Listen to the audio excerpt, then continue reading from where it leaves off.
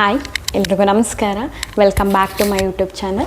ಎಲ್ಲರೂ ಹೇಗಿದ್ದೀರಾ? ಎಲ್ಲರೂ ಚೆನ್ನಾಗಿದ್ದೀರಾ ಅಂತ ಅಂದ್ಕೊಂಡು ಇವತ್ತಿನ ವ್ಲಾಗ್ನ ನಾನು ಸ್ಟಾರ್ಟ್ ಮಾಡ್ತಾಯಿದ್ದೀನಿ. ನಾನು ಲಾಸ್ಟ್ ಟೈಮೆಲ್ಲ ಹೇಳಿದ್ದೆ ನನಗೆ ಒಂದು ಪಾಲಿಪ್ ಇದೆ ಅಂತ ಹೇಳ್ಬಿಟ್ಟು ಅದಕ್ಕೆ ಸರ್ಜರಿ ಅಂತ ಹೇಳಿದ್ದಾರೆ ಅಂತ ಹೇಳಿದ್ದೆ.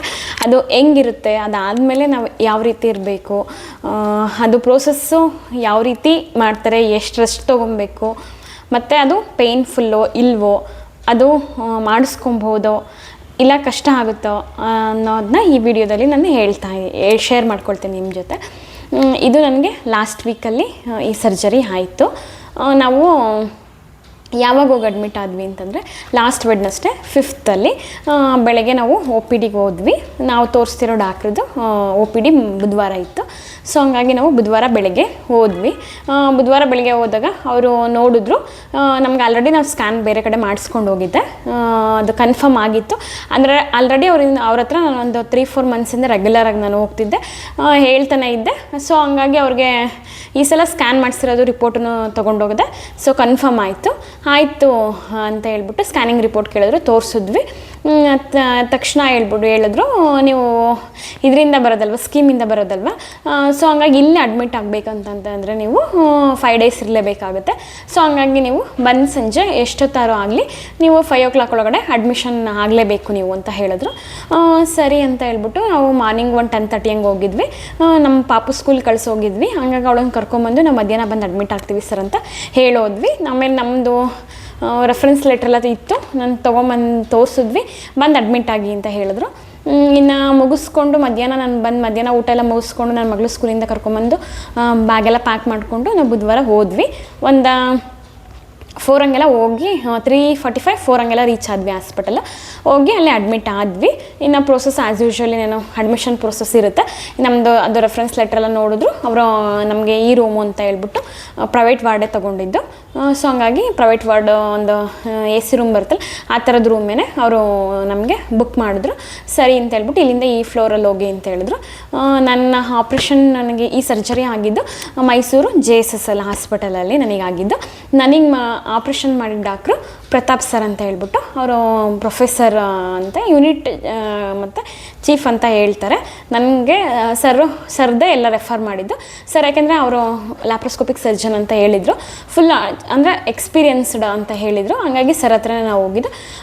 ಸರಿ ಅಡ್ಮಿಟ್ ಆದ್ವಿ. ಇನ್ನು ಪ್ರೋಸೆಸ್ ಎಲ್ಲ ನಾನು 4 ಗಂಟೆಗೆ ಹೋದ್ವಿ. ಮತ್ತು ಅವರು ಹತ್ರ ಹೋಗ್ಬಿಟ್ಟು ಮತ್ತೆ ಒಂದು ಲೆಟರ್ ತೊಗೊಬೇಕು, ಇವತ್ತಿಗೆ ಅಡ್ಮಿಟ್ ಆಗ್ತಿದ್ವಿ, ಇವ್ರಿಗೆ ಏನೇನು ಪ್ರೋಸೆಸ್ ಬೇಕು, ನೆಕ್ಸ್ಟ್ ಬ್ಲಡ್ ಟೆಸ್ಟ್ ಎಲ್ಲ ಇರುತ್ತೆ ಅಂತ ಅವರು ಬರ್ಕೊಟ್ರು. ಅದನ್ನು ನಾವು ರಿಸೆಪ್ಷನಲ್ಲಿ ಕೊಟ್ವಿ. ಅದನ್ನು ರಿಸೆಪ್ಷನಲ್ಲಿ ಓಕೆ ಮಾಡ್ಕೊಂಡು ರೂಮೆಲ್ಲ ನಮಗೆ ಅಲಾಟ್ ಮಾಡಿದ್ರು. ನಾವು ಹೋದ್ಮೇಲೆ ನಮಗೆ ಆ್ಯಸ್ ಯೂಶ್ವಲ್ ನಮಗೆ ನಾನು ನನ್ನ ಮಗಳು ನಮ್ಮ ಮನೆಯವರು ಹೋಗಿದ್ದಾಯಿತು. ಇನ್ನು ನಾವು ಹೋಗಿ ಸೆಟ್ಲಾಗಿದ್ದ ತಕ್ಷಣ ಬಂದರು ನಮಗೆ ಬ್ಲಡ್ ಟೆಸ್ಟ್ ಎಲ್ಲ ಸ್ಟಾರ್ಟ್ ಮಾಡಿದ್ರು. ಅದಕ್ಕೆ ಏನು ಬೇಕು ಅಂದರೆ ಒಂದು ಸರ್ಜರಿ ಮಾಡಬೇಕಾದ್ರೆ ಕಾಮನ್ನಾಗಿ ಏನೇನು ಟೆಸ್ಟ್ ಬರುತ್ತಲ್ವ, ಬ್ಲಡ್ ಟೆಸ್ಟು, ಅದೆಲ್ಲ ಟೆಸ್ಟ್ ಸ್ಯಾಂಪಲ್ ತೊಗೊಂಡ್ರು, ಬ್ಲಡ್ ಸ್ಯಾಂಪಲ್ ತೊಗೊಂಡ್ರು. ಆಮೇಲೆ ಡೈಟಿಷಿಯನ್ ಬಂದರು. ಆಮೇಲೆ ನೆಕ್ಸ್ಟು ಮಾಮೂಲಿ PG ಅಲ್ಲಿ ಅದು ಮೆಡಿಕಲ್ ಕಾಲೇಜ್ ಇರೋದ್ರಿಂದ PG ಡಾಕ್ಟ್ರುಗಳು ಎಲ್ಲ ಬಂದರು. ಸರ್ ಏನು ಅಡ್ವೈಸ್ ಮಾಡಿದರು ಅದನ್ನೆಲ್ಲ ನನ್ನ ಹತ್ರ ಬಂದು ಕ್ವಶನ್ಸ್ ಎಲ್ಲ ಕೇಳ್ಕೊಂಡು ಹೋದರು. ಹಿಸ್ಟ್ರಿ ಎಲ್ಲ ಕಲೆಕ್ಟ್ ಮಾಡಿಕೊಂಡ್ರು. ಆಮೇಲೆ ಯೂರಿನ್ ಸ್ಯಾಂಪಲ್ ತೊಗೊಂಡ್ರು, ಸಿಯಾಲಜಿ ನೋಡಬೇಕು ಅಂತ ಹೇಳ್ಬಿಟ್ಟು ಅಷ್ಟಾಯಿತು. ಆಮೇಲೆ ಇನ್ನು ಸಂಜೆ ಹೋಗಿ ಅಡ್ಮಿಟ್ ಆಗಿರೋದ್ರಿಂದ ಕೆಲವೊಂದೆಲ್ಲ ಕ್ಲೋಸ್ ಆಗಿದ್ದು, ಎಕೋ ಇರಲಿಲ್ಲ ಆವಾಗ. ಹಂಗಾಗಿ ನನಗೆ ಅವತ್ತೇನು ಮಾಡಿದ್ರು, ಎಕ್ಸ್ರೇ ಮಾಡಿದ್ರು. ಬ್ಲಡ್ ಟೆಸ್ಟು, ಯೂರಿನ್ ಟೆಸ್ಟು ಮತ್ತು ಎಕೋ ಇತ್ತು. ಸೊ ಅದನ್ನೆಲ್ಲ ಎಕೋ ಇರಲಿಲ್ಲ, ಜಸ್ಟು ಎಕ್ಸ್ರೇ ಇತ್ತು. ಅದನ್ನು ಎಕ್ಸ್ರೇನೂ ಹೋಗಿ ಮಾಡಿಸ್ಕೊಂಡು ಬಂದೆ. ಇನ್ನು ಅವರೇ ಎಲ್ಲ ಕರ್ಕೊಂಡು ಹೋಗ್ತಾರೆ. ಸೊ ಪ್ರೈವೇಟ್ ವಾರ್ಡಲ್ಲಿ ನಂಗೆ ಬೇರೆ ಇದು ಗೊತ್ತಿಲ್ಲ. ನನಗೆ ಅಲ್ಲೇ ಹೇಳಿದ್ರು, ಮೇಡಮ್ ನೀವು ಇಲ್ಲಿದ್ದೀರಾ ಅಂತಂದರೆ ನಾವೇ ಕರ್ಕೊಂಡು ಹೋಗ್ಬೇಕು. ನಾನು ಆರಾಮಾಗಿದ್ದೆ, ನನಗೇನು ಸಿಮ್ಟಮ್ಸ್ ಏನೂ ಇಲ್ಲ, ನಾವೇ ಹೋಗಿ ಅಡ್ಮಿಟ್ ಆಗಿದ್ದಲ್ವ, ನನಗೇನು ಬೇರೆ ರೀತಿ ಇರಲಿಲ್ಲ, ನಾನು ಆರಾಮಾಗಿದ್ದೆ. ನಾನು ಬರ್ತೀನಿ ಅಂತಂದ್ರು ಅವರು, ಇಲ್ಲ ಅದು ರೂಲ್ಸ್ ಅಮ್ಮ, ನಾವು ಹಿಂಗೆ ಕರ್ಕೊಂಡು ಹೋಗಬೇಕು ಅಂತ ಹೇಳ್ಬಿಟ್ಟು ವೀಲ್ಚೇರಲ್ಲೇ ಕರ್ಕೊಂಡು ಹೋದರು. ಸ್ಟಾರ್ಟಿಂಗ್ ಹೋದಾಗೆಲ್ಲ ನಾನು ಕೇಳ್ತಾನೆ ಇದ್ರಿ, ಇಲ್ಲಿ ಯಾರು ಪೇಷಂಟ್ ಏನಾಗಿ ಬಂದಿದ್ದೀರಾ ಅಂತ. ಯಾಕೆಂದರೆ ನಾನು ನಾರ್ಮಲಾಗೆ ಹೋಗಿದ್ದೆ, ನನಗೇನು ಸಿಮ್ಟಮ್ಸ್ ಇರಲಿಲ್ಲ. ಹಾಗಾಗಿ ಅವತ್ತಿನ ದಿನ ಆಯಿತು. ಇನ್ನು ಊಟ ಎಲ್ಲ ಅಲ್ಲೇ ವ್ಯವಸ್ಥೆ ಇತ್ತು. ಆಮೇಲೆ ಅಲ್ಲಿ ಮನೆ ಫುಡ್ ಅಲೋ ಇಲ್ಲ, ಹೊರಗಡೆ ಫುಡ್ಡು ಏನಿದ್ರು ಅಲ್ಲಿರೋರು ಸಹ ಕ್ಯಾಂಟೀನಲ್ಲಿ ತೊಗೊಂಡು ಬಂದು ರೂಮಲ್ಲೇ ತಿನ್ಬೋದು, ಇಲ್ಲ ಕ್ಯಾಂಟೀನಾರು ತಿನ್ಬೋದು. ಅವ್ರಿಗೂ ಸಹ ಮನೆ ಫುಡ್ ಅಲೋ ಇಲ್ಲ. ಹಾಗಾಗಿ ಅವತ್ತಿನ ದಿನ ಪೇಷಂಟಿಗೆ ಊಟ ಇರುತ್ತೆ. ಊಟ ಚೆನ್ನಾಗಿರುತ್ತೆ. ಪೇಷಂಟಿಗೆ ಯಾವ ರೀತಿ ಕೊಡಬೇಕು ಅಂದರೆ ಉಪ್ಪು ಖಾರ ಹುಳಿ ಎಲ್ಲ ಕಡಿಮೆ ಇರುತ್ತೆ. ಓಕೆ ಚೆನ್ನಾಗಿರುತ್ತೆ. ಬಟ್ ಪೇಷಂಟ್ ವೈಸು ಮತ್ತು ನಾರ್ಮಲ್ ಮನುಷ್ಯರಿಗೂ ಸಹ ಒಂದು ಹೆಲ್ದಿ ಫುಡ್ಡೇ ಕೊಡ್ತಾರೆ. ಏನು ತೀರಾ ಕೆಟ್ಟದಾಗಂತೂ ಇರಲ್ಲ, ನಾವು ತಿನ್ಬೋದು. ಚೆನ್ನಾಗಿತ್ತು. ಇನ್ನು ತಿಂಡಿ ರಾತ್ರಿ ಊಟ ಎಲ್ಲ ಆಯಿತು. ಇನ್ನು ಆ್ಯಸ್ ಯೂಶ್ವಲ್ ಯೂಶ್ವಲ್ಲು ಇನ್ನು ನೈಟು ಬಂದು ಕೇಳಿದ್ರು ನನಗೆ ಪ್ರೀವಿಯಸ್ ಹಿಸ್ಟ್ರಿ ಎಲ್ಲ ಕೇಳಿದ್ರು. ಲಾಸ್ಟ್ ಟೈಮ್ ನಿಮಗೆ ಸರ್ಜರಿ ಸಿಸರಿಯನ್ ಆಗಿತ್ತ ಮಗು ಇದಾದಾಗ ಅಂತೆಲ್ಲ ಕೇಳಿದ್ರು. ಗೊತ್ತಲ್ಲ ನಿಮಗೆ ಸಿಸರಿಯನ್ ಅಂದರೆ ಯಾವ ರೀತಿ ಇರುತ್ತೆ ಪ್ರೋಸೆಸ್ ಅಂತೆಲ್ಲ ಕೇಳಿದ್ರು. ಎಲ್ಲ ಹೇಳ್ದು ಆಮೇಲೆ ಇನ್ನು ಪ್ರೀವಿಯಸ್ ಯಾವ್ದಾದ್ರು ಆಪ್ರೇಷನ್ಸ್ ಆಗಿದೆಯಾ ನಿಮಗೆ, ಮತ್ತೇನೇನಾದರೂ ಯಾವ ಟೈಮೆಲ್ಲಾದ್ರು ಅನಸ್ತಿಷ್ಯ ಕೊಟ್ಟಿದ್ದಾರಾ ನಿಮಗೆ, ಆಮೇಲೆ ಇನ್ನು ಪ್ರೀವಿಯಸ್ ಏನಾದರೂ ಪ್ರಾಬ್ಲಮ್ ಇತ್ತಾ, ಈ ರೀತಿ ಎಲ್ಲ ಬಂದು ಪಿ ಜಿ ಡಾಕ್ಟ್ರುಗಳು ಮತ್ತು ಅವರು ಡಯಟಿಷಿಯನ್ಸ್ ಇರ್ತಾರಲ್ಲ ಅವರು ಬಂದು ನಮ್ಮನ್ನೆಲ್ಲ ಕೇಳಿ ಎಲ್ಲ ಇದು ಮಾಡಿಕೊಂಡು ರೆಕಾರ್ಡ್ ಮಾಡಿಕೊಂಡು ಹೋದರು. ಆಮೇಲೆ ನಂದು ಹಳೆ ಹಿಸ್ಟ್ರಿ ಎಲ್ಲ ಇತ್ತಲ್ವ, ನಾನು ಏನಕ್ಕೆ ತೋರಿಸ್ದೆ ಅಂತೆಲ್ಲ ಇದು ಯಾವ ರೀತಿ ತೋರಿಸಿ ನಂಗೆ ಯಾವ ರೀತಿ ಫೈಂಡ್ ಔಟ್ ಆಯಿತು ಅಂತೆಲ್ಲ ಅವರು ರೆಕಾರ್ಡ್ನ ಹಿಸ್ಟ್ರಿನ ತೊಗೊಂಡ್ರು. ಇನ್ನು ಅವತ್ತಿನ ದಿನ ಆಯಿತು. ಅವತ್ತಿನ ಮಾರನೇ ದಿನ ಇನ್ನು ಬೆಳಗ್ಗೆ ಆ್ಯಸ್ ಯೂಶ್ವಲ್ ನಾನು ಎದ್ದು ಮಾಮೂಲಿ ಹಿಂಗೆ ರೆಡಿ ಆದಮೇಲೆ ಅವತ್ತು ನನಗೆ ಆಲ್ಮೋಸ್ಟ್ ಎಲ್ಲ ಟೆಸ್ಟು ಮುಗಿದಿತ್ತು. ಎಕೋ ಒಂದು ಟೆಸ್ಟ್ ಇತ್ತು. ಸೊ ಎಕೋ ಟೆಸ್ಟ್ ಇದ್ದಾಗ ನಾನು ಇನ್ನು ಬುಧವಾರ ಹೋಗಿ ಅಡ್ಮಿಟ್ ಆದ್ವಿ. ಗುರುವಾರ ನನಗೆ ಇದ್ದಿದ್ದು ಆಪ್ರೇಷನ್ ಶುಕ್ರವಾರ, ಯಾಕೆಂತಂದರೆ ಆ ಸರ್ದು OT ಇರೋದು ಶುಕ್ರವಾರ ಅಂತ ಹೇಳಿದ್ರು. ಆಮೇಲೆ ಎಮರ್ಜೆನ್ಸಿ ಏನು ಇರಲಿಲ್ವಲ್ಲ, ನಂದು ನಾರ್ಮಲ್ ಆಗಿದ್ನಲ್ಲ, ಹಾಗಾಗಿ ಅವ್ರದ್ದು ಶುಕ್ರವಾರ ಅವ್ರ ಯೂನಿಟ್ ಇರುತ್ತೆ, ನಮ್ಮದು OT ಯೂನಿಟ್. ಸೊ ಹಂಗಾಗಿ ಅವತ್ತು ನಿಮಗೆ ಮಾಡ್ತೀವಮ್ಮ ಅಂತ ಹೇಳಿದ್ರು. ಅದಕ್ಕಿಂತ ಬೇಕಾಗಿರೋದು ಗುರುವಾರದ್ದು ನನಗೆ ಏನಿತ್ತು, ಒಂದು ಎಕೋ ಒಂದಿತ್ತು, 2D ಎಕೋ ಇತ್ತು. ಹಾಗಾಗಿ ಇನ್ನು ಎಕೋ ಟೆಸ್ಟಿಗೆ ಬೆಳಗ್ಗೆ ಕಳಿಸಿದ್ರು. ಎಕೋ ಟೆಸ್ಟ್ ಎಲ್ಲ ಮಾಡಿಸ್ಕೊಂಬಂದ್ವಿ. ಈ 2 ದಿನದ ಎಕ್ಸ್ಪೀರಿಯೆನ್ಸಲ್ಲಿ ನನಗನ್ಸಿದ್ದು, ನಾನು ನಾರ್ಮಲಾಗೆ ಹೋಗಿದ್ದೆ, ನನಗೆ ಭಯ ಏನೂ ಇರಲಿಲ್ಲ. ಯಾಕೆಂತಂದರೆ ಏನೂ ಸಿಮ್ಟಮ್ಸ್ ಇಲ್ಲ, ಬೇರೆ ರೀತಿ ಯಾವುದೂ ನನಗೇನು ಅನಿಸಿರಲಿಲ್ಲ. ಹಾಗಾಗಿ ಇನ್ನೇನು ಆರಾಮಲ್ವಾ, ಇದು ಮಾಮೂಲಿ ಇನ್ನೇನು ಹಾರ್ಮೋನ್ ಇಂಬ್ಯಾಲೆನ್ಸ್ ಇರುತ್ತೆ ಆಗಿರೋದು ಅಂತ ಅಂದ್ಕೊಂಡು ಹೋಗಿದ್ದೆ. ಬಟ್ ಅಲ್ಲಿ ಹೋದಾಗ ನನಗೆ ಎಕ್ಸ್ಪೀರಿಯೆನ್ಸ್ ಆಗಿದ್ದು ಇದು ಒಂದೇ ಮಾತು. ಇದು ನೋಡ್ತಿರೋ ಅಂತ ನಾನು ಎಲ್ಲ ಹೆಣ್ಮಕ್ಳಿಗೂ ಅಷ್ಟೇ, ಇದು ನೋಡ್ತಿರೋ ಗಂಡು ಮಕ್ಕಳಾಗಿದ್ರು, ನಿಮ್ಮ ತಾಯಿ ಆಗಿರಲಿ, ಅಕ್ಕ ತಂಗಿರಾಗಿರಲಿ, ನಿಮ್ಮ ಹೆಂಡ್ತಿರಾಗಿರಲಿ, ಅವರು ಇದಕ್ಕೋಸ್ಕರ ನೀವು ಅರ್ಥ ಮಾಡ್ಕೊಬೇಕು ಅಂತ ನಾನು ಇಲ್ಲಿ ಹೇಳ್ತಿರೋದು. ಖಂಡಿತ ನಾವು ನಮಗೋಸ್ಕರ ನಾವು ಟೈಮ್ ತೊಗೊಬೇಕು. ಯಾರೂ ಇಲ್ಲಿ ನಮ್ದು ಪ್ರಿಫರೆನ್ಸ್ ಯಾವ ರೀತಿ ಕೊಡಬೇಕು, ಅದು ಇವತ್ತಿನ ಜಗತ್ತಿಗೆ ಜನಕ್ಕೆ ಅಂತಂದರೆ ನಾವು ನಮ್ಮ ಫ್ಯಾಮಿಲಿ ನಮ್ಮ ಮಕ್ಕಳಿಗೋಸ್ಕರ ನಾವು ಬದುಕೋದನ್ನ ನಾವು ಖಂಡಿತ ಕಲಿಬೇಕಾಗುತ್ತೆ. ಯಾಕೆಂತಂದರೆ ಏನೋ ಅರಿದರೆ ಮಕ್ಕಳಿರ್ತಾವೆ, ಆ ಮಕ್ಳಿಗೆ ನಾವು ಮೋಸ ಮಾಡಬಾರ್ದು. ಅಲ್ಲಿ ಹೋದಾಗ ನನಗೆ ಗೊತ್ತಿತ್ತು ಏನು ಪ್ರಾಬ್ಲಮ್ ಇಲ್ಲ ಅಂತ, ಬಟ್ ಅಂದ್ರೂ ಎಕ್ಸಾಮ್ ಬರೆದು ರಿಸಲ್ಟ್ ಬರೋದಿನ ಅನುಭವ ಆಗಿರುತ್ತಲ್ಲ, ಆ ಅನುಭವ ಅಲ್ಲಿಗೆ ಹೋದ ಮೇಲೆ ಆಗುತ್ತೆ. ಯಾಕೆಂತಂದ್ರೆ ಅಲ್ಲಿ ಬಂದಿರೋ ಪೇಷಂಟ್ಗಳು ನೋಡಿದಾಗ ನನಗೆ ಭಯ ಆಗಿದ್ದು. ನನಗೆ ನಿಜವಾಗ್ಲೂ ನನಗೆ ಹಂಗೆ ಅನಿಸಿಲ್ಲ. ನಾನು ಎಕ್ಸ್ರೇ ನಾರ್ಮಲ್ ಇರುತ್ತಲ್ವ ಅಂತ ಅಂದ್ಕೊಂಡೆಲ್ಲ ಹೋದೆ. ಬಟ್ ಅಲ್ಲಿಗೆ ಎಕ್ಸ್ರೇ ಮಾಡಿಸೋ ಒಬ್ಬರು ಕಾಲು ಕಟ್ ಮಾಡ್ಕೊಂಡಿರೋರು ಬಂದಿದ್ರು, ಒಬ್ಬರು ಫುಲ್ ಸಿವಿಯರ್. ಅವ್ರನ್ನೆಲ್ಲ ನೋಡಿದಾಗ ಮನಸ್ಸು ಕರಗುತ್ತೆ. ಅವಾಗ ಅನಿಸುತ್ತೆ ವಯಸ್ಸಿದ್ದಾಗಲೇ ನಮ್ಮಿಂದ ನಾವು ಯಾವುದೂ ಸಹ ಕಾಯಿಲೆ ತಂದ್ಕೊಬಾರ್ದು. ನಮ್ಮ ಕೈ ಮೀರಿ ಆಗೋದನ್ನು ಸಹ ನಮಗೆ ತಿಳಿದಂಗೆ ನಾವು ಆದಷ್ಟು ನಾವು ಒಳ್ಳೆಯ ಇದನ್ನ ಇಟ್ಕೊಂಡು ನಮ್ಮ ಬಗ್ಗೆ ನಾವು ಕೇರ್ ಮಾಡಿಕೊಂಡು ನಮ್ಮ ಮಕ್ಳಿಗೆ ನಾವು ಬೆಳೆಯೋ ಮಕ್ಳಿಗೆ ನಾವು ಮೋಸ ಮಾಡಬಾರ್ದು. ನಮಗೋಸ್ಕರ ನಾವು ಬದುಕೋದನ್ನ ಕಲಿಬೇಕು ಅಂತ ಅನಿಸುತ್ತೆ. ಅವತ್ತು ಖಂಡಿತ ಆಯಿತು, ನನಗೂ ತುಂಬ ಫೀಲ್ ಆಯಿತು, ತುಂಬ ಭಯನೂ ಆಯಿತು. ಆ ದೊಡ್ಡ ದೊಡ್ಡ ರೂಮ್ಗಳು ನೋಡಿದಾಗಲೇ ಭಯ ಅಂತ ಅನಿಸೋದು. ಆವಾಗ ಇನ್ನೇನು ಬಂತು ಎಲ್ಲ, ನನಗೆ ನಾರ್ಮಲ್ಲೇ ಬಂತು. ಇನ್ನೇನು ಎಕೋ ಇತ್ತು, ಎಕೋನೂ ಹೋದ್ವಿ. ಏನೇ ಆಗಲಿ ಅದನ್ನು ಮಾಡಿಸ್ತಿರ್ಬೇಕಾದ್ರೆ ಒಳಗಡೆ ಇರೋದು ನಮಗೆ ಗೊತ್ತಾಗುತ್ತಲ್ವ, ಏನಾದರೂ ಪ್ರಾಬ್ಲಮ್ ಇದ್ದರೆ. ಈಗ ಇಲ್ಲ ಅಂತ ಅಂದ್ಕೊಂಡಿರ್ಬೋದು, ಬಟ್ ಪ್ರಾಬ್ಲಮ್ ಇದೆ ಅಂತ ಗೊತ್ತಾಗುತ್ತೆ, ಇದನ್ನು ಮಾಡಿಸಿದ್ರೆ ಗೊತ್ತಾಗುತ್ತೆ ಅಂತ ಅನ್ನೋ ಭಯ ಇರುತ್ತಲ್ಲ, ಆ ಭಯದಿಂದ ಅದು ರಿಸಲ್ಟ್ ಏನು ಬರುತ್ತೆ ಅಂತ ಹೊರಗೆ ಬರೋದು ಇದೆಯಲ್ಲ, ಅದು ಸುಲಭವಾಗಿರಲ್ಲ.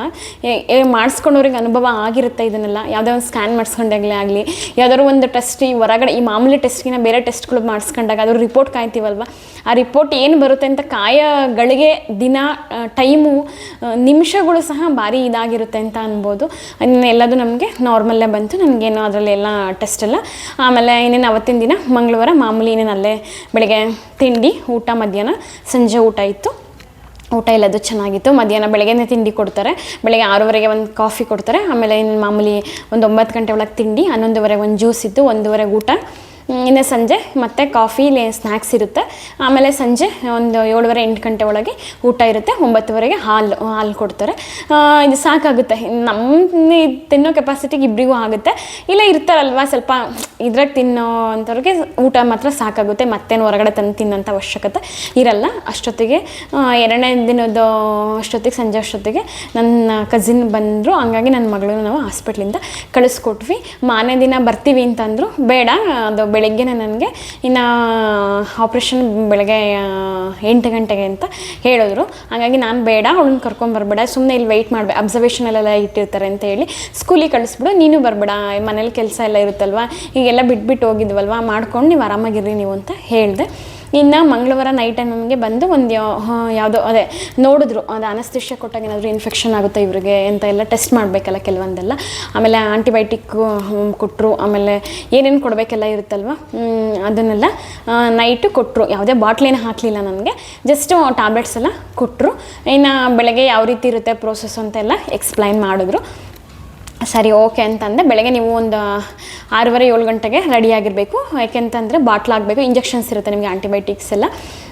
ಆಮೇಲೆ ಹಂಗಾಗಿ ನೀವು ರೆಡಿ ಆಗಬೇಕು ನೀವು ಅಂತ ಹೇಳಿದ್ರು. ಸರಿ ಅಂತ ಹೇಳ್ಬಿಟ್ಟು ಚೆನ್ನಾಗಿ ನಿದ್ದೆ ಮಾಡಿ, ನೀವು ಸುಮ್ಮನೆ ಟೆನ್ಷನ್ ಆಗಬೇಡಿ, ಯಾಕೆಂದರೆ BP ವೇರಿಯೇಷನ್ ಆಗುತ್ತೆ ಅಂತ ಹೇಳ್ಬಿಟ್ಟು ಅವರು ಹೋದರು. ಒಂದು ಮಾತ್ರೆ ಕೊಟ್ಟು ಎಲ್ಲ ಹೋದರು. ಸರಿ ಅಂತ ಹೇಳ್ಬಿಟ್ಟು ತಗೊಂಡು ಆಯಿತು. ಇನ್ನು ಬುಧವಾರ ಬೆಳಗ್ಗೆ ಆದರೂ ಬೆಳಗ್ಗೆ ಸ್ವಲ್ಪ ಇರುತ್ತಲ್ವ ಭಯ, ಇನ್ನು ಬೆಳಗ್ಗೆ ಎದ್ದುಬಿಟ್ಟು ನಾನೆಲ್ಲ ರೆಡಿ ಆದೆ, ಧೈರ್ಯವಾಗಿ ರೆಡಿ ಆದೆ.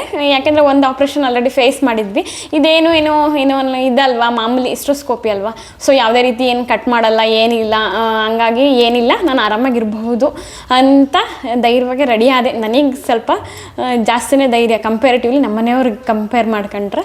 ಹಂಗಾಗಿ ಏನು ಮಾಡೋಕ್ಕಾಗಲ್ಲ, ಇವಾಗ ನಮ್ಮ ಕಷ್ಟ ಅಂದಾಗ ನಾವೇ ಅನುಭವಿಸ್ಬೇಕಲ್ವ, ಯಾವುದೂ ಧೈರ್ಯ ಗೆಡಂಗಿಲ್ಲ. ಈಗ ನಾನು ಮಾಡ್ಕೊಂಡಿದ್ದೀನಿ ಈ ರೀತಿ, ಈ ಪರಿಸ್ಥಿತಿಗೆ ನಾನೇ ಕಾರಣ ಮಾಡ್ಕೊಂಡಿದ್ದೀನಿ ಕೆಲವೊಂದು ಕಾರಣಗಳಿಂದ ಅಂತಂದಾಗ ಅದನ್ನು ಫೇಸ್ ಮಾಡೋಕ್ಕೆ ನಾವು ರೆಡಿ ಇರಬೇಕು.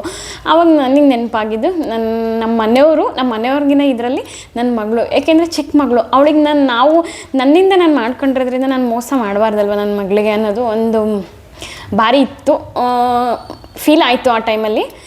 ಏಕೆ ಅಂತಂದರೆ ಅವತ್ತು ನೈಟ್ ನನ್ನ ಮಗಳು ಹತ್ತಿದ್ಲಂತೆ ಮನೆಯಲ್ಲಿ, ನಮ್ಮ ಮಮ್ಮಿ ಬೇಕು ಅಂತ.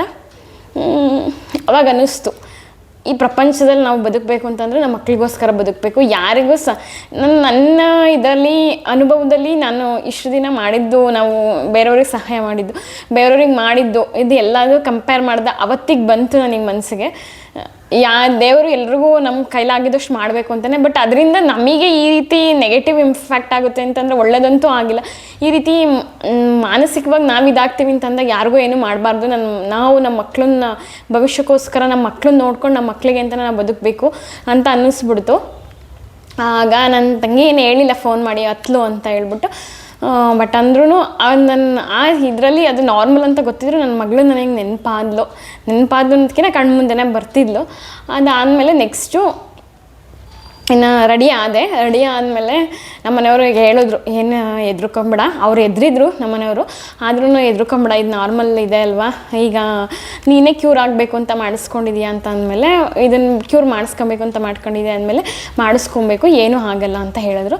ಆಮೇಲೆ ಇನ್ನಲ್ಲಿ ಸಿಸ್ಟರ್ಸು ಅಲ್ಲಿ ಬರೋರೆಲ್ಲ ಹೇಳಿದ್ರು, ಇದು ಸರ್ ಮಾಡ್ತಿರೋದಲ್ವ, ಬೇರೆಯವ್ರಿಗೆ ಕಂಪ್ಯಾರಿಟಿವ್ಲಿ ಮಾಡಿದ್ರೆ ತುಂಬ ಬೇಗ ಮಾಡ್ತಾರೆ, ಯಾಕೆಂದರೆ ಎಕ್ಸ್ಪೀರಿಯೆನ್ಸ್ ಇದೆ ಅವರಿಗೆ. ಆಮೇಲೆ ಸರ್ರು ಹೇಳಿದರು, ಅಮ್ಮ ಇದು ಎಷ್ಟು ಇದು ಬೇಕು ಅವಶ್ಯಕತೆ ಇಲ್ಲಮ್ಮ, ಇದು ಮೈನರ್ ಕಣಮ್ಮ, ಒಂದು 5-10 ಮಿನಿಟ್ಸಲ್ಲಿ ಆಗುತ್ತೆ, ಎದ್ರುಕೊಂಬೇಡ ಅಂತ ಹೇಳಿದರು. ಮತ್ತು ಇನ್ನು PG ಡಾಕ್ಟ್ರುಗಳೆಲ್ಲ ಬಂದವರು, ಇನ್ನು ನನ್ನ ಮಗಳಿದ್ಲಲ್ವ ಅವಳನ್ನು ಮಾತಾಡ್ಸೋರು, ಅವರು ಹೇಳಿದರು, ಮೇಡಮ್ ಎದ್ರುಕೊಂಬೇಡಿ, ನೀವು ಎದ್ರುಕೊಂಡು ನೀವು ನರ್ವಸ್ ಆಗಲೇಬೇಡಿ, ನೀವು ಇದು ತುಂಬ ಬೇಗ ಆಗುತ್ತೆ ಪ್ರೋಸೆಸ್ ಅಂತ ಅವರು ನನಗೆ ಧೈರ್ಯ ಹೇಳಿದರು. ಪಾಪ ಅವ್ರು ನೆನೆಸ್ಕೊಬೇಕು ಈ ಟೈಮಲ್ಲಿ ನಾನು. ಎಲ್ಲರೂ ಮತ್ತಲ್ಲಿ ಸ್ಟಾಫ್ಗಳು ಎಲ್ಲರೂ ಅಷ್ಟೇ, ನೀವು ಪ್ರತಾಪ್ ಸರ್ ಪೇಷಂಟಾ, ಸರ್ ಮಾಡ್ತಾರೆ ಬಿಡಿ, ಬೇಗ ಮಾಡ್ತಾರೆ ಬಿಡಿ ಅಂತಂದರು. ಇನ್ನು 6:45-7 ಗಂಟೆ ಆಯಿತು. 8 ಗಂಟೆಗೆ ನಾನು ಶಿಫ್ಟ್ ಮಾಡೋಕ್ಕೆ ಹೇಳಿದರು. ಹಾಗಾಗಿ 8 ಗಂಟೆಗೆ ನನ್ನ ಇನ್ನೊಂದು ವಾರ್ಡಿಗೆ ಶಿಫ್ಟ್ ಮಾಡಿದ್ರು. ಅಲ್ಲಿ ಶಿಫ್ಟ್ ಮಾಡಿದ್ಮೇಲೆ ಅಲ್ಲಿ ಮಾಮೂಲಿ ಏನು ಆಪ್ರೇಷನ್ ಡ್ರೆಸ್ಸು, ಇಲ್ಲಿ ನಾನು ಬೆಳಗ್ಗೆನೇ ಇದ್ದೆಲ್ಲ, ಸ್ನಾನ ಎಲ್ಲ ಮುಗಿಸ್ಕೊಂಡೆಲ್ಲ ರೆಡಿಯಾಗಿ ಹೋಗಿದ್ದೆ. ಅಲ್ಲಿ ಹೋದ್ಮೇಲೆ ನನಗೆ ಅದರ ಡ್ರೆಸ್ ಹಾಕಿದ್ರು. ಅಲ್ಲಿ ಎಲ್ಲ ಇದರಲ್ಲಿ ತುಂಬ ನರ್ಸ್ಗಳು ಎಲ್ಲಾದ್ರೂ ಅಲ್ಲಿ ಮ್ಯಾನೇಜ್ ಮಾಡೋರೆಲ್ಲ ಇರ್ತಾರಲ್ಲ, ಅಲ್ಲಿ ಯಾವ ಡಿಪಾರ್ಟ್ಮೆಂಟ್ ಇದಕ್ಕೆಲ್ಲ ಹೆಡ್ ಇರ್ತಾರಲ್ಲ, ತುಂಬ ಎನ್ಕರೇಜ್ ಮಾಡಿದ್ರು. ಮೇಡಮ್ ಇದು ತುಂಬ ಮೈನರ್ ಮೇಡಮ್, ಎದ್ರುಕೊಂಬೇಡಿ, ನೀವು ಎದ್ರುಕೊಂಡ್ರೆ ಹೆಂಗೆ ಇದಾಗುತ್ತೆ ಅಂತೆಲ್ಲ. ನಾನು ಎದ್ರುಕೊಂಡ್ಲಿಲ್ಲ, ಅವ್ರ ಮಾತೆಲ್ಲ ಕೇಳಿ ನನಗೆ ಸರ್ ಬೇಗ ಮಾಡ್ತಾರೆ ಅಂತೆಲ್ಲ ಅವರು ಇದೇ ಮಾತೆಲ್ಲರೂ ಹೇಳಿದ್ದು. ಮತ್ತು ತುಂಬ ನೀಟಾಗಿ ಮಾಡ್ತಾರೆ, ಮತ್ತು ತುಂಬ ಬೇಗನೂ ಮಾಡ್ತಾರೆ. ಅದು ನಿಮ್ಗೇನು ಎದ್ರುಕೊಂಬೇಡಿ, ಪೈನ್ ಆಗಲ್ಲ. ಈ ಥರ ಪೇಷಂಟ್ಗಳು ತುಂಬ ಜನ ಬರ್ತಾರೆ, ಯಾರೂ ಏನು ನೋವು ಅಂತ ಹೋಗಿಲ್ಲ ಮೇಡಮ್, ಎದ್ರುಕೊಂಬೇಡಿ ನೀವು ಅಂತ ಎಲ್ಲ ಪಾಪ ಧೈರ್ಯ ಹೇಳಿದ್ರು. ಹಾಗಾಗಿ ಆಯಿತು. ಅದಾದಮೇಲೆ ಅಲ್ಲಿ ಇನ್ನು ಟ್ವಿನ್ಸು ಒಬ್ರಿಗಿತ್ತು, ಅವ್ರದ್ದು ಆದಮೇಲೆ ನೆಕ್ಸ್ಟ್ ಇನ್ನು ನಿಮ್ಮದು ಅಂತ ಹೇಳಿದ್ರು. ಸರಿ ಅಂತ ಹೇಳ್ಬಿಟ್ಟು ಅವ್ರದ್ದು ಕರ್ಕೊಂಡೋದ್ರು. ಅವ್ರು ಕರ್ಕೊಂಡು ಹೋಗಿದ್ದು ಗೊತ್ತೇ ಇಲ್ಲ. ಸರ್ ಅಂದರೆ ಅಷ್ಟು ಬೇಗ ಆಲ್ರೆಡಿ ಡೆಲಿವರಿ ಮಾಡಿಸಿದ್ರಂತೆ. ಫಸ್ಟ್ ಪೇಷಂಟು ಅವರೇ ಆಗಿದ್ರು ಓಟಿಲಿ, ಸೆಕೆಂಡ್ ಪೇಷಂಟ್ ನಾನಿದ್ದೆ. ಆವಾಗಿಂದ ಸ್ವಲ್ಪ ಧೈರ್ಯ ಬಂತು. 2 ಸಿಸೇರಿಯನ್ 2 ಟ್ವಿನ್ಸ್ನ ಇಷ್ಟು ಬೇಗ ಮಾಡಿಸಿದ್ರೆ ಅಂದರೆ ಸರ್ ಇದನ್ನು ನಮ್ಮದಿನೇನು ತುಂಬ ಬೇಗ ಮಾಡ್ತಾರೆ ಧೈರ್ಯ ಇತ್ತು. ಆಮೇಲೆ ಇನ್ನು ಓಟಿಗೆ ಕರ್ಕೊಂಡು ಹೋದಾಗ ಈಗ ಅಲ್ಲಿ ಅದು ಒಂದು ಕ್ಲೀನ್ ಕರ್ಕೊಂಡು ಹೋದ್ಮೇಲೆ ಪೇಷಂಟ್ನ ಅಲ್ಲೆಲ್ಲ ಕ್ಲೀನ್ ಮಾಡಿ ಕರಿಬೇಕಲ್ವ, ಅಲ್ಲಿ ನೆಕ್ಸ್ಟ್ ಕೂರಿಸ್ಕೊಂಡಿದ್ರು. ಯಾಕೆಂದರೆ ದೊಡ್ಡ ಆಸ್ಪತ್ರೆ ಆಗಿರೋದ್ರಿಂದ ಅಲ್ಲಿ ಪಿ ಜಿ ಸ್ಟೂಡೆಂಟ್ಸ್ ಇರೋದ್ರಿಂದ ಓ ಟಿಲಿ ಜನ ಇದ್ದೇ ಇರ್ತಾರೆ. ಯಾಕೆಂದರೆ ಅವ್ರಿಗೂ ಕಲಿಸ್ಬೇಕಲ್ವ ಸರ್ರು ಯಾವ ರೀತಿ ಅಂತ ಎಕ್ಸ್ಪ್ಲೈನ್ ಮಾಡಬೇಕು, ಕಲಿಸ್ಬೇಕು. ತುಂಬ ಜನ ಇದ್ದರು. ಅಲ್ಲಿ ಓ ಟಿ ಒಳಗಡೆ ಒಬ್ಬರನ್ನೇ ಇರೋಕ್ಕೆ ಬಿಡಲಿಲ್ಲ ಪಾಪ. ನೋಡ್ಬಿಟ್ಟು ಏನಾಯ್ತಮ್ಮ ಅಂತ ಎಲ್ಲ ಪಾಪ ಬಂದು ನರ್ಸ್ಗಳು ಒಬ್ಬರನ್ನೇ ಇರೋಕ್ಕೆ ಭಯಪಡ್ಕೊಂತಾರೆ ಅಂತ ಪಾಪ ಮಾತಾಡ್ಸಿದ್ರು. ಏನಾಯಿತು, ಏನು ಮಾಡ್ತಿದ್ದೀರಾ, ಏನು ಎಲ್ಲ ಕೇಳಿದ್ರು, ಏನು ವರ್ಕ್ ಮಾಡ್ತಿದ್ದೀರಾ ಅಂತೆಲ್ಲ ಕೇಳಿ ನನಗೆ ಭಯ ಆಗಂಗೇನು ಇದು ಮಾಡಲಿಲ್ಲ. ಚೆನ್ನಾಗೇ ಮಾತಾಡಿಸ್ಕೊಂಡು ಆಮೇಲೆ ಏನೆಲ್ಲ ಕ್ಲೀನ್ ಎಲ್ಲ ಆಯಿತು, ಕರ್ಕೊಂಬನ್ನಿ ಪೇಷಂಟ ಅಂತಂದರು. ಹಂಗಾಗಿ ಹೋದ್ವಿ. ಆಮೇಲೆ ನಾನು ಕರ್ಕೊಂಡು ಹೋದ್ರು ಓ ಟಿ ಇದರಲ್ಲಿ. ಆಮೇಲೆ ಇನ್ನು ಹೋಗಿದ್ದಿದ್ರಲ್ಲಿ ಸರ್ರು ಒಂದು ಆಪ್ರೇಷನ್ ಆದಮೇಲೆ ಅವರು ಸ್ವಲ್ಪ ಹೊರಗಡೆ ಹೋಗಿದ್ರು. ಆಮೇಲೆ ಇನ್ನು ಇವರೆಲ್ಲ ಎಲ್ಲ ಬೇರೆ ಡಾಕ್ಟ್ರುಗಳಿಗೆಲ್ಲ ಹೇಳೋಗಿದ್ರು ರೆಡಿ ಮಾಡ್ಕೊಂಡಿರಿ ಬರ್ತೀನಿ ಅಂತ.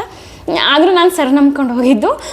ಸರ್ ಬರಬೇಕು ಅಂತ ಇದು ಮಾಡಿದೆ. ಇಲ್ಲಮ್ಮ ಅವರೇ ಬಂದು ಮಾಡೋದು, ಒಪ್ಕೊಂಡಿದ್ದಾರೆ ಅಂದಮೇಲೆ ಅವರೇ ಮಾಡಿಕೊಡೋದು, ಹಂಗೆಲ್ಲ ಬಿಡಲ್ಲ ಅವರು ಅಂತ ಹೇಳಿದ್ರು. ಹಂಗಾಗಿ ಇವರು ಅನಸ್ತಿಷ್ಯ ಎಲ್ಲ ಕೊಟ್ಟು ಎಲ್ಲ ರೆಡಿ ಮಾಡಿದ್ರು. ಅಷ್ಟರೊಳಗಡೆ ಸರ್ ಬಂದರು. ಅನಸ್ತಿಷ್ಯ ಇನ್ನೂ ಕೊಡೋಕ್ಕೆ ಸ್ಟಾರ್ಟ್ ಮಾಡಿರಲಿಲ್ಲ, ಅವ್ರು ಬಂದಾಗಲೇ ಅವ್ರಿಗೆ ಕೊಟ್ಟಿದ್ದು. ಅನಸ್ತಿಷ್ಯ ಕೊಡೋ ಡಾಕ್ಟ್ರು ನಮ್ಗೆ ಆ ಟೈಮಲ್ಲಿ ಅನಿಸಿದ್ದಷ್ಟೇ. ಯಾರು ಇವತ್ತಿನ ಇದರಲ್ಲಿ ಇತ್ತು, ನಾನು ಇಲ್ಲ ಅಂತ ಹೇಳ್ತಿಲ್ಲ, ನಾನು ಜಾಯಿಂಟ್ ಫ್ಯಾಮಿಲಿಲಿ ಇದ್ದೆ, ನಾನು ಇಲ್ಲ ಅಂತ ಹೇಳ್ತಿಲ್ಲ. ಇವತ್ತಿಗೆ ನಮ್ಮ ಅಮ್ಮವ್ರಿಗೆ ಸ್ವಲ್ಪ ಇದಾದ್ರೂ ಅವ್ರ ತವ್ರ ಮನೆಯವರು ಬಂದು ನೋಡ್ಕೊಳ್ತಾರೆ, ಅಷ್ಟು ಹಾಕ್ತಾರೆ. ಬಟ್ ಇವಾಗ ಎಲ್ಲ ಮನೇಲಿ ಒಬ್ಬೊಬ್ಬರೇ ಆಗಿರ್ತಾರೆ, ಯಾರಿದಕ್ಕೂ ಬರಲ್ಲ ಅನ್ಸುತ್ತೆ. ನಾವು ಹೆಣ್ಮಕ್ಳು ತಪ್ಪು ಕಲ್ಪನೆಯಲ್ಲಿ ಇರ್ತೀವಿ ಅಂತ ಅನಿಸುತ್ತೆ. ಬಂದರೂ 2 ದಿನ 3 ದಿನ, ಯಾಕೆಂದರೆ ಅವ್ರ ಮನೆ ಜವಾಬ್ದಾರಿ ಅವರಿಗೆಲ್ಲರಿಗೂ ಇರುತ್ತೆ. ಹಂಗಾಗಿ ಯಾರಿಗೂ ತೊಂದರೆನೂ ಕೊಡೋಕ್ಕಾಗಲ್ಲ, ನಾವು ಇದನ್ನು ಮಾಡೋಕ್ಕಾಗಲ್ಲ. ಹಂಗಾಗಿ ನಮ್ಮ ಆರೋಗ್ಯ ನಾವೇ ನೋಡ್ಕೊಬೇಕು. ಸುಮ್ಮನೆ ಎಲ್ಲದೂ ನಾವು ತವ್ರ ಮನೆ ಅವರು ಇವರು ಸಂಬಂಧಿಕರು ಅವ್ರಿಗೆ ಮಾಡಬೇಕು, ಯಾವುದೂ ನಾವು ತಲೆ ಕೆಡಿಸ್ಕೊಂಡು ನಾವು ಕಾಯಿಲೆ ಬಂದು ಬರ್ಸ್ಕೊತೀವಿ ಅಂತ ಅನಿಸುತ್ತೆ. ಬೇಡದೇ ವಿಷಯಕ್ಕೆ ತಲೆ ಕೆಡಿಸ್ಕೊಂಡು ನಾವು ಕಾಯಿಲೆ ಬರ್ಸ್ಕೊಳ್ಳೋದು ಅಂತ ಅನಿಸುತ್ತೆ. ಹಂಗಾಗಿ ನಮ್ಗೆ ಯಾರು ಏನೇ ಅಂದ್ರೂ ಅಲ್ಲ, ಕೆಲವ್ರು ಇರಬಹುದು, ಇಲ್ಲ ಅಂತ ನಾನು ಹೇಳ್ತಿಲ್ಲ. ಏನೇ ಅಂದ್ರೂ ನಮಗೆ ಕಟ್ಕೊಂಡು ಗಂಡ ನಮಗೆ ಮಕ್ಕಳೇ ನಮ್ಮ ನೋಡ್ಕೊಳ್ಳೋದು ನಮಗೆ ಅನಿಸುತ್ತೆ. ಯಾಕೆಂದರೆ ಅವತ್ತು ನನ್ನ ಮಗಳು ಹಾಕಿದ ಕಣ್ಣೀರು ನನಗೆ ಸಾಕ್ಷಿ. ಯಾಕೆಂದರೆ ಅದು ನಮ್ಮ ಕರಳು ಬಳ್ಳಿ ಅಲ್ವಾ, ಅದು ಹತ್ತಿದ್ದು ನೋಡಿ ಅವಾಗ ಅನಿಸಿದಷ್ಟು ನಮ್ಮ ಮಕ್ಕಳೇ ನಮಗೆ ಆಗೋದು, ಯಾರೂ ನಮಗೇನು ಇದಾಗಲ್ಲ ಅಂತ ಅನಿಸುತ್ತೆ. ಹಂಗಾಗಿ ನಾವುಗೇನು ಅದೇ ಅಂದರೆ ಬೇರೆ ಇದಕ್ಕೆ ಬೇಡದಿದ್ದ ವಿಷಯಕ್ಕೆ ನಾವು ತಲೆ ಕೆಡಿಸ್ಕೊಂಡು ನಾವು ಈ ರೀತಿ ಮಾಡ್ಕೊಂಡ್ವಿ ಅಂತ ಅನ್ಸುತ್ತೆ. ನನಗಂತೂ ಅನಿಸುತ್ತೆ. ನನಗೆ ಅವಶ್ಯಕತೆ ಇಲ್ಲದ ವಿಷಯಕ್ಕೆ ತುಂಬ ತಲೆ ಕೆಡಿಸ್ಕೊಂಡು ನಾನು ಯಾರಿಗೋ ಸಹಾಯ ಮಾಡೋಕ್ಕೋಗಿ ನಾನು ಹಿಂಗೆ ನನ್ನ ಆರೋಗ್ಯ ನಾನು ಹಾಳು ಮಾಡ್ಕೊಂಡೆ ಅಂತ ಅನಿಸುತ್ತೆ ನನಗೆ. ಅಷ್ಟಾಯಿತು. ಅಷ್ಟಾದಮೇಲೆ ನನಗಿನ್ನು ಕರ್ಕೊಂಡೋದ್ರು, ಅನಸ್ತಿಷ್ಯ ಕೊಟ್ಟರು. ನಾನು ಹೇಳ್ಕೊಬಾರ್ದು ಈ ವಿಡಿಯೋದಲ್ಲಿ ಹೇಳ್ತಾ ಇದ್ದೀನಿ. ಆ ಟೈಮಿಗೆ ನನಗೆ ಅವರೇ ನನ್ನ ದೇವರಾಗಿದ್ದು. ಖಂಡಿತ ನನಗೆ ಯಾರು ಅನಸ್ತಿಷ್ಯ ಕೊಟ್ಟರು, ಯಾವ ಡಾಕ್ಟ್ರ್ ಇದ್ದರು, ನಾನು ಅನಸ್ತಿಷ್ಯ ಕೊಡೋದಕ್ಕಿಂತ ಮೊದಲು ಸಹ ನಾನು ಅವ್ರ ಕೈಯೆಲ್ಲ ಇಟ್ಕೊಂಡು ನಾನು ನಮಸ್ಕಾರ ಮಾಡ್ಕೊಂಡಿದ್ದೆ. ಮೇಡಮ್ ನನಗೆ ತುಂಬ ಇದರಲ್ಲಿ ಮಾಡಿಕೊಟ್ಬಿಡಿ, ನೀಟಾಗಿ ಮಾಡಿಕೊಟ್ಬಿಡಿ ಸರ್, ನೀವು ನೀಟಾಗಿ ಮಾಡಿಕೊಟ್ಬಿಡಿ ಅಂತ ಎಲ್ಲ ಡಾಕ್ಟ್ರೂ ಕೈ ನಮಸ್ಕಾರ ಮಾಡ್ಕೊಂಡೆ ನಾನು ಅನಸ್ತಿಷ್ಯ ನಾನು ಕೊಡಿಸ್ಕೊಂಡಿದ್ದು. ಅದಾಯಿತು. ಅದಾದಮೇಲೆ ನನಗೆ ಕಣ್ಣಲ್ಲಿ ಹಾಕಿದ್ರು. ಆಮೇಲೆ ತುಂಬ ಹೊತ್ತೇನೆ ಏನು ಅನ್ನಿಸ್ಲೇ ಇಲ್ಲ. ಮಾತಾಡಿಸ್ತಾನೆ ಇದ್ರು, ಹಿಂಗೆ ಕೇಳ್ತಾ ಇದ್ರು, ಏನು ಮಾಡ್ತಿರೋದು, ನಿಮ್ಮನೆಯವ್ರು ಏನು ಮಾಡ್ತಿರೋದು, ಯಾವ ಊರು, ಏನು, ನೀವೇನು ಮಾಡ್ಕೊಂಡಿದ್ದೀರಾ, ಹಿಂಗೆ ಮಾತಾಡಿಸ್ತಾನೆ ಇದ್ದರು. ಮಾತಾಡ್ಸ ನನಗೆ ಗೊತ್ತೇ ಇಲ್ಲ. ಆಲ್ರೆಡಿ 1 ಪಾಲಿಪ್ ಅಂತ ನೋಡಿದ್ರು, ಹಿಸ್ಟೋಸ್ಕೋಪಲ್ಲಿ 3 ಪಾಲಿಪ್ ಕಾಣಿಸ್ಕೊಂತು. ಅದನ್ನು ಬಿಟ್ಟರೆ ನನಗೆ ಬೇರೆ ಏನು ಎಂಡೋಮೆಟ್ರಿಯಮ್ ತಿಕ್ನೆಸ್ ಆಗಲಿ ನಂದೇನು ಬಂದಿರಲಿಲ್ಲ. ಇದಿರೋದ್ರಿಂದ ಅದು ತಿಕ್ನೆಸ್ 1-2 ಸಲದಲ್ಲಿ ಕಾಣಿಸ್ಕೊಂಡಿತ್ತು ಅಂತ ನಾನು ಮೊದಲೇ ಸರಿಗೆಲ್ಲ ಇನ್ಫಾರ್ಮ್ ಮಾಡಿ ದಿಷ್ಟಿ ಕೊಟ್ಟಿದ್ದೆ. ಹಂಗಾಗಿ ಮತ್ತು ಇನ್ಫೆಕ್ಷನ್ನು ನನಗೆ ಏನೂ ಇರಲಿಲ್ಲ. ನನಗಿನ್ನು ಮಾತಾಡ್ಸಾನೆ 5 ನಿಮಿಷದಲ್ಲಿ ಆಲ್ರೆಡಿ 3 ಪಾಲಿಪ್ ಇದೆ ಅಮ್ಮ, ಎಲ್ಲದು ರಿಮೂವ್ ಆಯಿತು, ಟೆಸ್ಟಿಂಗಿಗೆ ಕಳಿಸಿ ಅಂತ ಹೇಳಿದ್ರು. ಅಂತ ಹೇಳಿಬಿಟ್ರು. ಇನ್ನು 5 to 8 ಮಿನಿಟ್ಸಲ್ಲಿ ನಂದು ಸರ್ಜರಿ ಆಲ್ರೆಡಿ ಮುಗ್ದೇ ಹೋಯಿತು. ಆಮೇಲೆ ಸರ್ರು ನೋಡಿದರು, ನನ್ನ ಮಗಳನ್ನೂ ನೋಡಿದರು. ಈ ರೀತಿ ಮಾಡೋರ್ಗೆ ಹಾಕ್ತಾರೋ ಬಿಡ್ತಾರೋ ನನಗೆ ಗೊತ್ತಿಲ್ಲ. ಹಂಗಾಗಿ ಅವ್ರ ಪಾಪ ನನಗೆ ನನ್ನ ಮಗಳನ್ನೂ ನೋಡಿದ್ರಿಂದ ನಾನು ರೆಸ್ಟ್ ತಗೊಳಕ್ಕಾಗಲ್ಲ ಅಲ್ವ ನಾವು. ಹಂಗಾಗಿ ಅವ್ರು ನಮಗೇನು ಯೂರಿನ್ ಪೈಪ್ ಅದೆಲ್ಲ ಏನೂ ಹಾಕಿಸ್ಲೇ ಇಲ್ಲ. ಅದೆಲ್ಲ ಆಗ್ಬಿಟ್ಟು ಯಾಕೆಂದರೆ ಅದು ನಾನ್ ಕ್ಯಾನ್ಸರಸ್ ಅಂತಲೇ ಹೇಳಿದರು. ಸೊ ನೀವು ಟೆನ್ಷನ್ ಆಗೋಂಥ ಅವಶ್ಯಕತೆ ಇಲ್ಲ, ಅದು ಎಕ್ಸ್ಟ್ರಾ ಸ್ಕಿನ್ ಆ ಥರ ಬೆಳ್ಕೊಂಡಿರುತ್ತೆ ಅಷ್ಟೇ, ಅದೆಲ್ಲ ನಾನ್ ಕ್ಯಾನ್ಸರಸ್ ಅಂತಲೇ ಹೇಳಿದರು ಮೊದಲಿಂದನೂ. ಆಮೇಲೆ ಏನೇ ಆಗಲಿ ಅದು ಮೆಡಿಕಲ್ ಸ್ಟೂಡೆಂಟ್ಸ್ರಿಂದ ಅವ್ರು ಸ್ಟಡಿ ಮಾಡಬೇಕಲ್ವ, ಬಾಡಿಯಿಂದ ಒಂದು ಎಕ್ಸ್ಟ್ರಾ ಯಾವ ಸರ್ಫೇಸಲ್ಲಾಗಲಿ ಒಂದು ಗ್ರೋತ್ ಆಗಿದೆ ಅಂದರೆ ಅದನ್ನು ಟೆಸ್ಟಿಂಗಿಗೆ ಕಳಿಸ್ಲೇಬೇಕು ಅವರು. ಹಂಗಾಗಿ ಟೆಸ್ಟಿಂಗಿಗೆ ಕಳಿಸ್ತೀವಿ ಅಂತ ಹೇಳಿ ಅವರು ಸ್ಟೂಡೆಂಟ್ಸಿಗೆಲ್ಲ ಹೇಳಿದ್ರು. ಆಮೇಲೆ ಚಿಕ್ಕದಮ್ಮ, ತುಂಬ ಚಿಕ್ಕದು, ಹೆದರ್ಕೊಳ್ಳೋ ಅವಶ್ಯಕತೆ ಏನಿಲ್ಲ, ಎಲ್ಲ ಕ್ಲೀನ್ ಮಾಡಿದ್ದೀವಿ, ಏನು ಬೇರೆ ರೀತಿ ಏನೂ ಪ್ರಾಬ್ಲಮ್ ಇಲ್ಲ ಒಳಗಡೆ ನಿಮಗೆ. 2 ತುಂಬ ಚಿಕ್ಕದು, ಒಂದು ಸ್ವಲ್ಪ ಅದೇ ಹೇಳಿದ್ನಲ್ಲ 1.3 1.4 ಸೆಂಟಿಮೀಟ್ರ್ ಇತ್ತು, ಇನ್ನೆರಡು ತುಂಬ ಚಿಕ್ಕದಮ್ಮ, ಇನ್ನೇನೂ ಇಲ್ಲ ನಿಮಗೆ, ನೀವು ಆರಾಮಾಗಿದ್ದೀರಾ ನೀವು ಅಂತ ಹೇಳ್ಬಿಟ್ಟು ನನ್ನ ಅಬ್ಸರ್ವೇಷನ್ಗೆ ಕಳಿಸಿದ್ರು. ಹೆಚ್ಚು ಕಡಿಮೆ 11:30 ಒಳಗಡೆ ನಂದೆಲ್ಲ ಮುಗಿದೋಗಿತ್ತು. ನಾನು ಓಟಿಗೆ ಹೋದಾಗಲೇ ಆಲ್ರೆಡಿ 10 ಗಂಟೆ ಮೇಲಾಯಿತು. 10 ಅಲ್ಲಿಗೆ ಒಳಗಡೆ ಎಲ್ಲ ಶಿಫ್ಟ್ ಮಾಡ್ಕೊಂಡು ಅಷ್ಟೊತ್ತಿಗೆ ಆಯಿತು. ಏನೇ ಅನಸ್ತೇಷಿಯಾ ಕೊಟ್ಟು ಅದನ್ನು ಸರ್ಜರಿ ಮಾಡಿದ್ದು ನನಗೆ ಒಂದು 15-20 ಮಿನಿಟ್ಸ್ ಒಳಗಡೆ ಎಲ್ಲ ಮುಗಿದೋಯ್ತು. 20 ಮಿನಿಟ್ಸು ಆಗಲಿಲ್ಲ. ಆ ಸರ್ಜರಿ ಸ್ಟಾರ್ಟ್ ಮಾಡ್ಕೊಂಡು ಒಂದು 8-10 ಮಿನಿಟ್ಸಲ್ಲಿ ನಾನು ಮುಗಿದೋಯ್ತು. ಅನಸ್ತೇಷಿಯಾನು ಇನ್ನೂ ಒಂದು 5 ಮಿನಿಟ್ಸ್ ಕೊಟ್ಟು ಒಂದು 5 ಮಿನಿಟ್ಸಲ್ಲೆಲ್ಲ ಸ್ಟಾರ್ಟ್ ಮಾಡ್ಕೊಂಬಿಟ್ರು. ಹಾಗಾಗಿ ನನಗೇನು ಯಾವುದೇ ರೀತಿ ಏನೂ ಆಗಲಿಲ್ಲ. ನನಗೆ ಖುಷಿನೂ ಆಯಿತು. ಏನೂ ಇಲ್ವರ ಒಳಗಡೆ ಅಂತ ಎಲ್ಲ ಹೇಳಿದ್ರಲ್ಲ ಅಂತೇಳ್ಬಿಟ್ಟು ಇನ್ನು ನಾರ್ಮಲ್ ಅಬ್ಸರ್ವೇಷನ್ಗೆ ನನ್ನ ಶಿಫ್ಟ್ ಮಾಡಿದ್ರು. ಇನ್ನು ಅಬ್ಸರ್ವೇಷನಲ್ಲಿ ಎಲ್ಲರದು ಅಷ್ಟೇ, ಅಲ್ಲಿ ಪಾಲಿಪ್ ಇರೋರು ಬಂದಿರಲಿ, ಡೆಲಿವರಿ ಆಗಿರೋರು ಇರ್ತಾರೆ, ಆಮೇಲೆ ಇನ್ನು ಫೈಬ್ರಾಯ್ಡ್ ಇರೋರು ಇರ್ತಾರೆ, ಇನ್ನು ಬೇರೆ ಬೇರೆ ಇದಕ್ಕೆಲ್ಲ ಬಂದಿರೋರೆಲ್ಲ ಇದ್ದರು. ಅಲ್ಲಿ ಎಲ್ಲ PG ಡಾಕ್ಟ್ರು, ಮಾಮೂಲಿ ಡಾಕ್ಟ್ರುಗಳು ಎಲ್ಲರೂ ಇರ್ತಾರೆ. ಬಂದು ಅದು ಮಾನಿಟರ್ ಮಾಡೋದಕ್ಕೆ ರೂಮಿಗೆ ಶಿಫ್ಟ್ ಮಾಡಲ್ವಲ್ಲ, ಯಾಕೆಂತಂದರೆ ಯಾವಾಗ ಏನು ವೇರಿಯೇಷನ್ ಆಗ್ತಿರುತ್ತೆ ಅಂತ ಗೊತ್ತಾಗಲ್ವಲ್ಲ. ಹಾಗಾಗಿ ಅಲ್ಲಿ ಹಾಕಿದ್ರು. ಹಂಗೆ ಹಾಕ್ಬಿಟ್ಟು ನನ್ನ ಅಲ್ಲಿ ನರ್ಸ್ಗಳು ಎಲ್ಲ ತುಂಬ ಚೆನ್ನಾಗಿ ನೋಡಿಕೊಂಡ್ರು. ಇಲ್ಲದೆಲ್ಲ ಹೇಳ್ಬಾರ್ದು, ಇರೋದು ಹೇಳ್ಬೇಕಲ್ವ ನಾವು. ಅವ್ರು ಹಂಗೆ ನೋಡ್ಕೊಂಡ್ರು ಹಿಂಗೆ ನೋಡಿಕೊಂಡ್ರು, ತುಂಬ ಚೆನ್ನಾಗಿ ನೋಡಿಕೊಂಡ್ರು. ಆಮೇಲೆ ಇನ್ನು ಅಲ್ಲಿಗೆ ಹೋದ್ಮೇಲೆ ನನಗೆ ಅದು ಹೇಳಿದ್ರು, ಇವ್ರಿಗೆ ಯೂರಿನ್ ಪೈಪೆಲ್ಲ ಬೇಕಾಗಿಲ್ಲ, ಯಾಕೆಂತಂದರೆ ಅದು ಸ್ವಲ್ಪ ನೋವಿರುತ್ತಲ್ವ, ಹಂಗಾಗಿ ನನ್ನ ಹೇಳಿದ್ರು. ಹಂಗಾಗಿ ಮತ್ತೆ ಅದೇನು ಹಾಕಲಿಲ್ಲ ನಮಗೆ. ಹಂಗಾಗಿ ಆರಾಮಾಗಿದ್ಮೇಲೆ ಒಂದು 4 ಅವರ್ಸ್ ಆಗಲೇಬೇಕಲ್ಲ ಅನಸ್ತೇಷಿಯಾ ಇಳಿಯೋದಕ್ಕೆ. ಆಮೇಲೆ ಹೇಳಿದ್ರು, ಕಾಲೆಲ್ಲ ನಿಮಗೆ ಅದು ಮೂಮೆಂಟ್ ಬಂದರೆ ಮೂಮೆಂಟ್ ಆ ಕಡೆ ಈ ಕಡೆ ಎಲ್ಲ ತಿರುಗಿಸಿ ಅಮ್ಮ, ನೀವು ನಡಿಬೇಕು, ನೀವು ನಡೆದು ಯೂರಿನ್ ಪಾಸ್ ಮಾಡಿದ್ರೆ ನಿಮ್ಮದು ಮೇಲ್ಗಡೆ ನಿಮ್ಮ ರೂಮಿಗೆ ನೀವು ಶಿಫ್ಟ್ ಮಾಡಿಕೊಡ್ತೀವಿ, ಎಲ್ಲ ಚೆನ್ನಾಗಾಗಿದೆ, ನಿಮ್ದೇನು ಪ್ರಾಬ್ಲಮ್ ಇಲ್ಲ ಅಂತ ಹೇಳಿದ್ರು. ಆಮೇಲೆ 4 ಅವರ್ಸು ಅಂದ್ರೂ ಅದು ಅನಸ್ತೇಷಿಯಾ ಇಳಿಯೋದಕ್ಕೆ ಆಯಿತು ಟೈಮು. ಮಾಮೂಲಿ ಒಂದ್ಸಲ ಯೂರಿನ್ ಪಾಸ್ ಆದರೆ ಕಳಿಸ್ಕೊಡ್ತೀವಮ್ಮ ಅಂತ ಹೇಳಿದ್ರು. ಹಾಗಾಗಿ ಆಯಿತು. ಒಂದು 4:35 ಒಳಗಡೆ ಎಲ್ಲ ಕೆಲಸ ಮುಗೀತು ನಮಗೆ. ಆವಾಗ ಒಂದು 5 ಹಂಗೆ ವಿಸಿಟಿಂಗ್ ಇರುತ್ತೆ.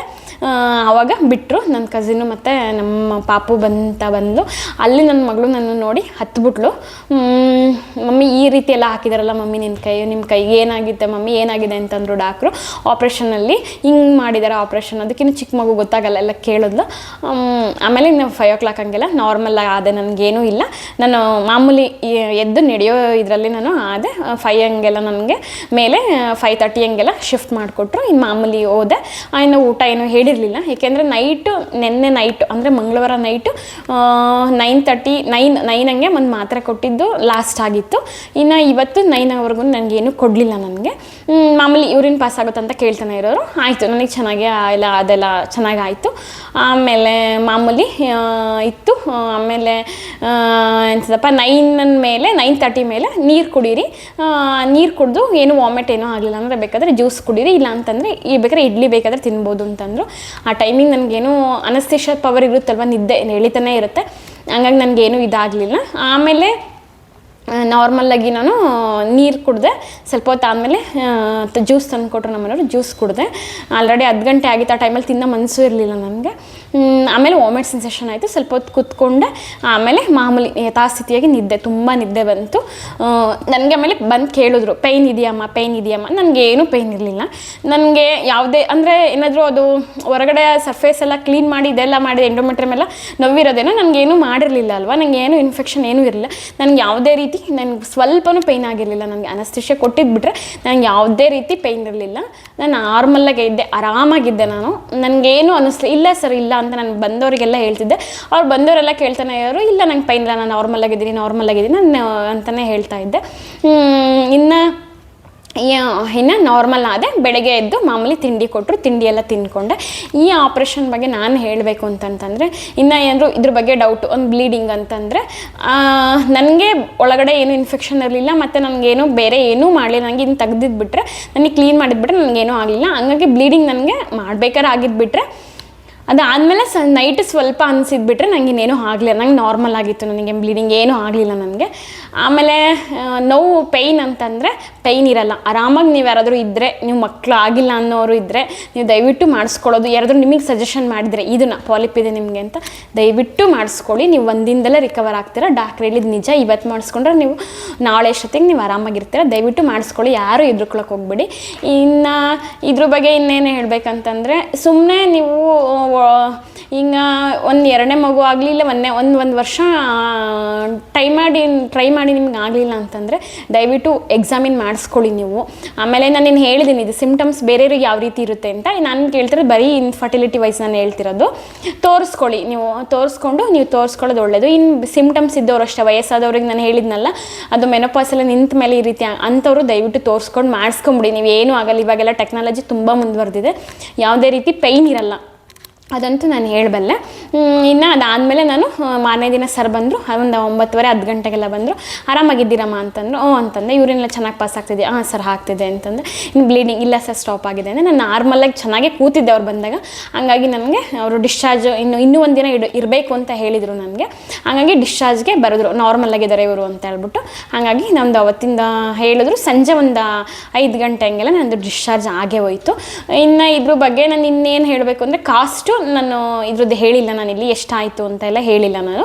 ಇನ್ನು ನಾನು ಹೇಳಿದ್ದೆ ಕೆಲವೊಂದು ಹಾಸ್ಪಿಟ್ಲಲ್ಲೆಲ್ಲ ನೈಟ್ ಹೋಗಿ ಅಡ್ಮಿಟ್ ಆದರೆ ಇವತ್ತು ಬೆಳಿಗ್ಗೆ ಮಾಡಿ ಸಂಜೆ ಅಷ್ಟೊತ್ತಿಗೆ ಕಳಿಸ್ಕೊಡ್ತಾರೆ ಅಂತ ಹೇಳಿದ್ದೆ. ಸೊ ನಾವು ಬೇರೆ ರೆಫರಿಂದ ಹೋಗಿರೋದ್ರಿಂದ ನನಗೆ ಇಲ್ಲಿ 4 ಡೇಸ್ ಆಯಿತು. ಓಕೆ, 4 ಡೇಸ್ ಇರೋದು ಒಳ್ಳೆಯದೇ. ಯಾಕೆಂತಂದರೆ ನಾವು ಮನೆಗೆ ಬಂದು ಖಂಡಿತ ರೆಸ್ಟ್ ತಗೊಳ್ಳಲ್ಲ, ಹಾಗಾಗಿ ನಾವು ಅಲ್ಲಿರೋದು ಒಳ್ಳೆಯದು. ಇನ್ನು ಅದಾದಮೇಲೆ ನೀವು ಆರಾಮಾಗಿದ್ರಾ, ಒಂದಿನದಲ್ಲಿಂದ ಬಂದಮೇಲೆ ನೀವು ಆರಾಮಾದ್ರ ಅಂತಂದರೆ ಖಂಡಿತ ಇಲ್ಲ. ಅದಾದಮೇಲೆ ನನಗೆ ಪೇಯ್ನ್ ಎಲ್ಲ ಹಾಕಿದ್ರು. ಇಲ್ಲಿಗೆ ಬಂದಮೇಲೆ ಪೇಯ್ನ್ ಕಿಲ್ಲರು ಮತ್ತು ಆಂಟಿಬಯೋಟಿಕ್ಸ್ ಎಲ್ಲ ಕಂಟಿನ್ಯೂ ಮಾಡಿದ್ರು. ನಾನು ಪೇಯ್ನ್ ಏನು ಇರಲಿಲ್ಲ ನನಗೆ, ಹಂಗಾಗಿ ನಾನು ಪೇಯ್ನ್ ಕಿಲ್ಲರ್ ತಗೊಂಡಿಲ್ಲ ನಾನು, ಇರೋ ವಿಷಯ ಹೇಳ್ಬೇಕಲ್ವ. ಆಮೇಲೆ ಅದಾದಮೇಲೆ ಪೇಯ್ನ್ ಕಿಲ್ಲರ್ದೆಲ್ಲ ಪವರೆಲ್ಲ ಹೋದ್ಮೇಲೆ ಸ್ವಲ್ಪ ಕಾಲೆಲ್ಲ ಸೆಳ್ತಾ ಬರುತ್ತೆ, ಇಲ್ಲ ಅಂತ ಹೇಳ್ತಿಲ್ಲ. ನೀವು ನಾರ್ಮಲಾಗಿ ಆಗಬೇಕು ಅಂದರೆ ಅದಾಗಿ ಒಂದು 3 ಡೇಸಿಗೆಲ್ಲ ನೀವು ಖಂಡಿತ ನಾರ್ಮಲ್ ಆಗ್ತೀರಾ. ಯಾರಿಗೆಲ್ಲ ಈ ಸಮಸ್ಯೆ ಇದೆ ನೀವು ಹೆದರ್ಕೊಂಬೇಡಿ, ಧೈರ್ಯವಾಗಿ ನೀವು ಏನೂ ಆಗಲ್ಲ, ಖಂಡಿತ ನೀವು ಮಾಡಿಸ್ಕೊಂಡು ಇದ್ರ ಮುಂದೆ ನಿಮಗೆ ಈ ಇನ್ಫರ್ಟಿಲಿಟಿ ಇದ್ದರು ಅದನ್ನಾಗುತ್ತೆ ಅಂತ 60% ಚಾನ್ಸಸ್ ಜಾಸ್ತಿ ಇರುತ್ತೆ ಅಂತ ಹೇಳ್ತಾರೆ ಕನ್ಸೀವ್ ಆಗೋದಕ್ಕೆ. ದಯವಿಟ್ಟು ಯಾರು ಇದೆ ಅಂತ ಅಂದಮೇಲೆ ಕನ್ಫರ್ಮ್ ಆದಮೇಲೆ ದಯವಿಟ್ಟು ಮಾಡಿಸ್ಕೊಳ್ಳಿ ಅಂತ ಹೇಳ್ತಾ, ಆಮೇಲೆ ಇದ್ರ ನನಗೆ ಕಾಸ್ಟು ಒಂದೊಂದು ಹಾಸ್ಪಿಟಲ್ಲಿ ಒಂದೊಂದು ಥರ ಇರುತ್ತೆ, ಒಂದೇ ಥರ ಇರುತ್ತೆ ಅಂತ ಹೇಳೋಕ್ಕಾಗಲ್ಲ. ನಮ್ದು ಎಷ್ಟಾಯಿತು ಅಂತ ನಾನು ಇಲ್ಲೇನು ರಿವೀಲ್ ಮಾಡಿಲ್ಲ, ಬೇಕಾದ್ರೆ ನಾನು ನೆಕ್ಸ್ಟ್ ಇದರಲ್ಲಿ ಹೇಳ್ತೀನಿ. ಇನ್ನು ರಿಕವರಿ ಬಗ್ಗೆ ನಾನು ಹೇಳೋದಾದರೆ ನಿಮ್ಮ ಜೊತೆ ಯಾರಾದರೂ ಒಬ್ಬರಿದ್ರೂ ಸಾಕು, ಒಂದು 5-6 ಡೇಸಲ್ಲಿ ನೀವು ಹೋಗ್ಲಿ, ಒಂದು ವೀಕಲ್ಲಿ ನೀವು ರಿಕವರ್ ಆಗೇ ಆಗ್ತೀರಾ. ಇನ್ನು ಎದುರ್ಕೊಳ್ಳೋಂಥ ಅವಶ್ಯಕತೆ ಏನೂ ಇಲ್ಲ ನೀವು. ಮತ್ತು ಅವರೇನು ಯಾವ ರೀತಿ ನಂಗೆ ಡಯಟ್ ಹೇಳಿರು ಅಂತಂದರೆ ನ್ಯೂಟ್ರಿಷಸ್ ಫುಡ್ ತೊಗೊಬೇಕು ಅಂತ ಹೇಳಿದ್ರು. ಅದು ಬಿಟ್ಟರೆ ನೀವು ರೆಸ್ಟ್ ಆಗಿರಿ ಅಂತ ಅವ್ರೇನು ಹೇಳಿಲ್ಲ, ಯಾಕೆಂದರೆ ಎಲ್ಲೂ ಏನೂ ಕಟ್ ಮಾಡಿಲ್ಲ, ಸೊ ಹಂಗಾಗಿ ಹೇಳಿಲ್ಲ.